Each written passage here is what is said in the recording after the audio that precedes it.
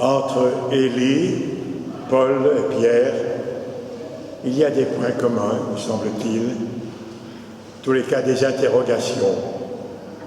Qui est Dieu? Pourquoi la majorité du peuple juif a refusé de reconnaître le Christ, le Messie? Qui est Jésus? Un fantôme? Le Fils de Dieu? Élie avait pu arrêter la pluie et la faire revenir, ressusciter le fils de la veuve qui l'avait accueilli. Il vient d'accomplir un signe éclatant devant les faux prophètes de la reine Jézabel, massacrant avec allégresse 450 faux prophètes. Avec allégresse, ce n'est pas dans la Bible, c'est moi qui l'ajoute. Mais il prend peur, car la reine a décidé de le tuer. Il prend la fuite et marche 40 jours, 40 nuits vers la montagne de Dieu. Il fait alors l'expérience d'une autre présence de Dieu. Ce n'est ni dans l'ouragan, ni dans le feu et les éclairs, ni dans le tremblement de terre, mais dans le murmure d'une brise légère, qu'on peut traduire aussi le bruissement d'un souffle ténu. Pierre aussi prend conscience de ses limites, de son incapacité à convertir au Christ ses frères juifs, ses frères de race, comme il le dit, tout en redisant sa foi dans le peuple élu, les promesses de Dieu. Et on sait par les actes des apôtres que Paul s'est toujours d'abord adressé aux Juifs avant de se tourner vers les païens. Pierre et les autres disciples ont participé à un miracle étonnant de la multiplication des pains à partir de leurs petites provisions, 5 pains, 2 poissons. Ils auraient sans doute préféré rester avec la foule pour chanter les merveilles de Dieu, mais Jésus les oblige, et c'est le verbe « obliger » qui est important, les oblige à monter dans la barque et à aller sur l'autre rive du lac.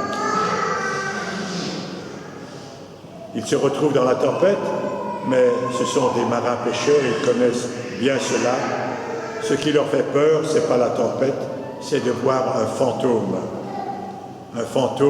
qui ressemble à Jésus. Ils sont bouleversés et se mettent à crier.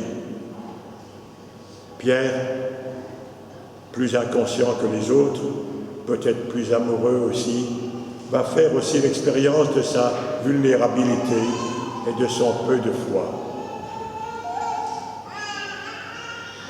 Dans toutes ces lectures, j'ai retenu 3 points. Le silence, écouter la parole et la confiance. Je viens d'accompagner une retraite de laïcs dans la Maurienne, une retraite en silence, comme toute retraite en principe. Mais pour des personnes, le silence est très difficile. Ils ne sont pas habitués. Marcher en silence, prendre ses repas en silence, rester en silence au milieu des autres. Et pourtant, nous savons l'importance du silence. Élie a marché 40 jours, 40 nuits avant de reconnaître le Seigneur dans un fin silence, un murmure. Jésus s'est retiré sur la montagne, à l'écart, seul, loin de la foule. Dieu est présent partout, nous le savons, nous le croyons, mais il est aussi le grand absent dans la liberté qu'il nous a donnée. Dieu ne s'impose jamais, ni dans les orages, ni dans les tempêtes, mais il se fait connaître dans un fin silence.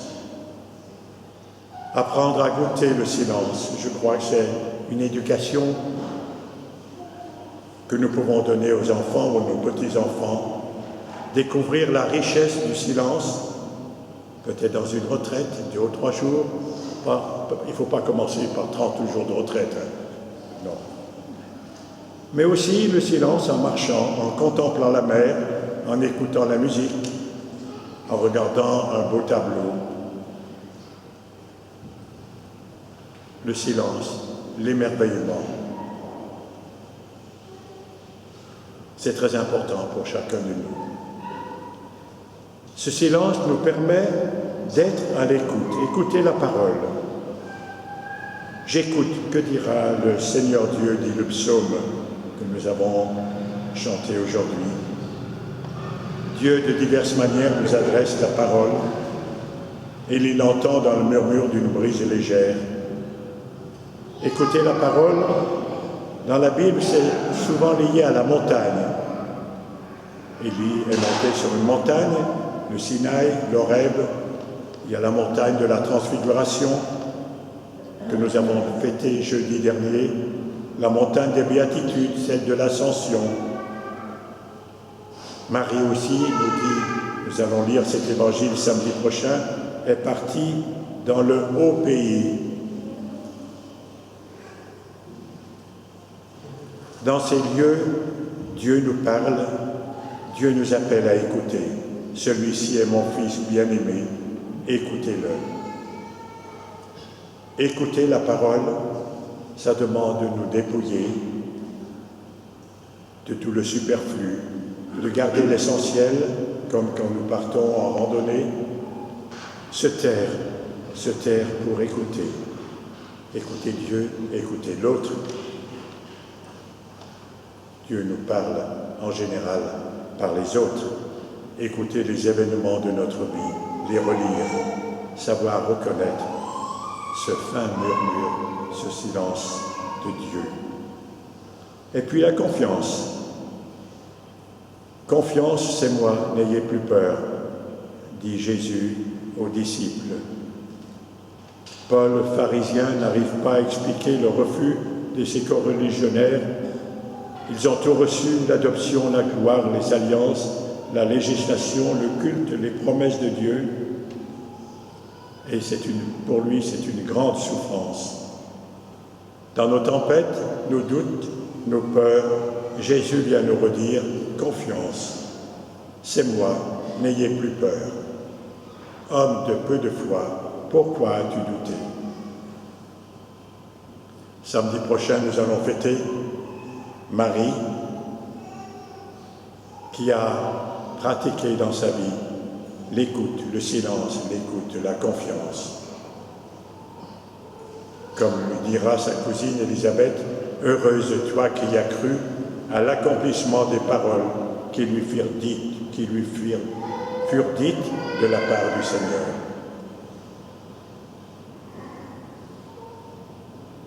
Nous pouvons peut-être retenir aujourd'hui, et pour cette semaine, ces 3 mots, et